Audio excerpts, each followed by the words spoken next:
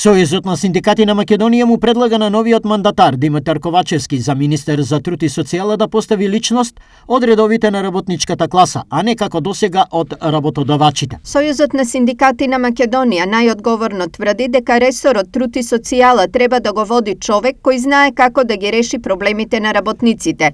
Важна е компетенцијата, а исто така важно е да ги познава процесите кои се водат за донесување на нов закон за работни односи, нов закон за безбедност и здравје при работа, нов закон за мобинг и слично, за да не се случи овие процеси кои се водат веќе и по 3 години да започнат одново и да траат премногу долго, а на штета на работниците. Велат од Сојузот на синдикати на Македонија. Како што посочуваат од ССМ, доколку се избере таков човек на чело на Министерството за труд и социјална политика, синдикатите ќе знаат дека оваа влада и сите нови влади што следат им мислат добро на работниците.